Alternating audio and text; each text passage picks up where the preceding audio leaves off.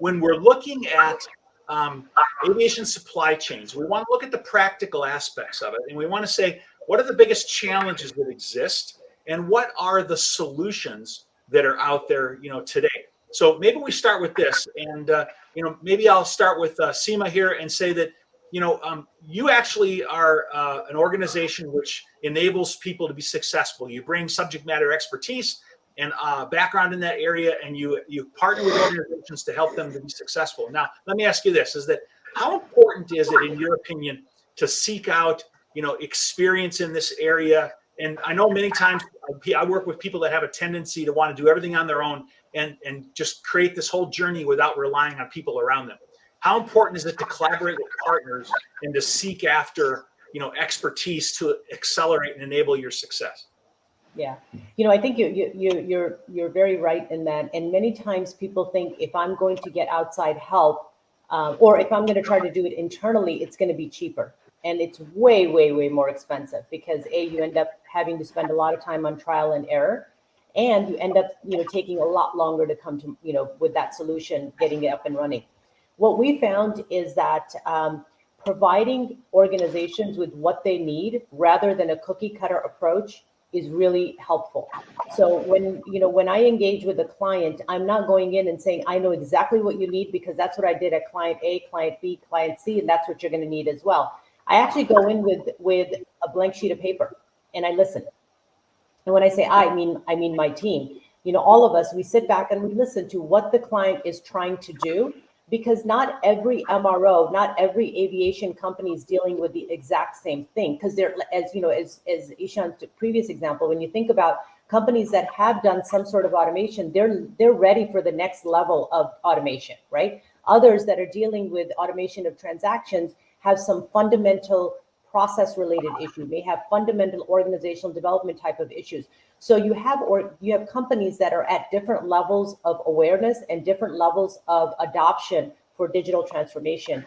So really helping to understand where they're at and then tailoring the solution so that you can meet their rhythm, because that's really important. I can come in and say, I can slam dunk this solution in 6 months and walk away. But if they're not ready to adopt at the speed of 6 months, it's not going to be successful. So really understanding the rhythm of that particular organization and that particular company, and then tailoring your digital transformation to that is very important. Okay, so just keying in on a few things you said is, one is that you're basically saying that every organization is different, and we know that no two organizations have the same IT portfolio. So from a technical standpoint, we know they're all starting from a different, position. Their needs are different, and they're at a different point in their journey. Number one. Number two, you talked about skills and abilities of people in the organization, and that's also different in every organization. So every organization needs something different. And three, I heard you say that change management, their ability to accept change is different in every organization, and so that affects the ability to execute, maybe the timing or what they execute on. Are those kind of some of the highlights? Okay, great.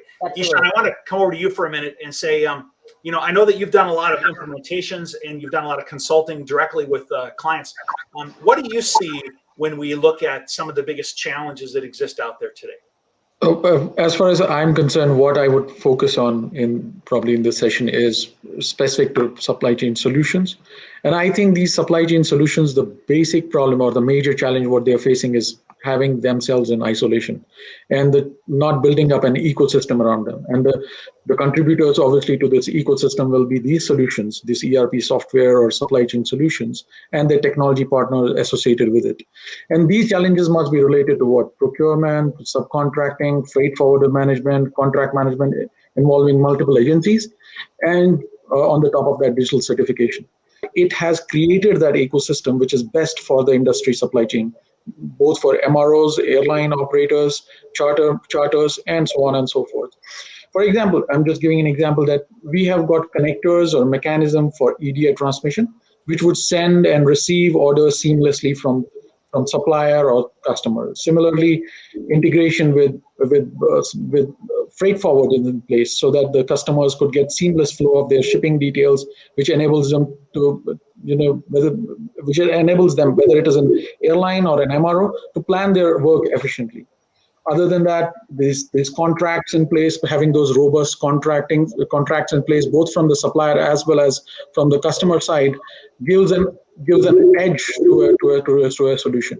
And then coming to a digital certification, which is again an essential part of aviation supply chain, because it is all driven by regulations. You need to have those inherent mechanisms to generate these digital certificates. So Okay. this is what I feel, that there has not been an ecosystem built around a supply chain solution, and which Ramco has successfully done it over the years. Okay, I think you answered this question, but I just want to clarify for our listeners today, is that you used the word isolation. You said the important thing is that people can't operate in isolation.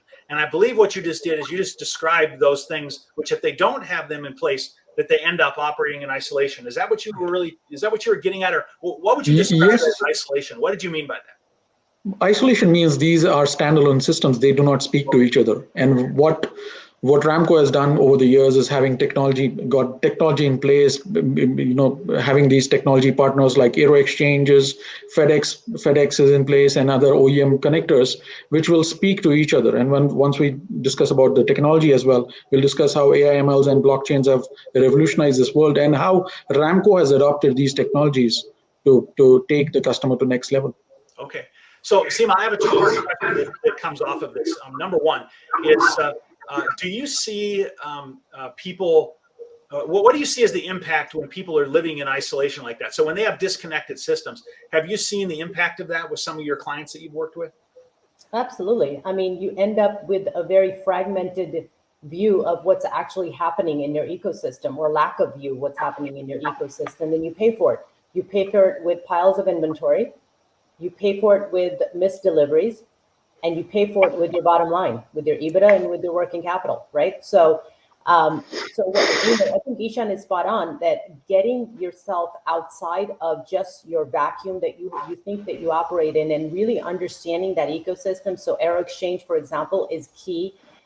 They're fantastic, and how they bring buyers and sellers together is fantastic. So, within the aviation supply chain, you got to remember that one of the things that, there's such a intricate relationship between trading partners. And so even if you wanted to think that you could optimize in a vacuum, you really can't, because there's so much dependency across the ecosystem. And I think that, one of the things that we've talked about is how do you get better together? Because if you are just, one of the things that we're seeing is that there's a lot of really good MROs, and they're getting scooped up by private equity firms, right? And that's another trend that's happening.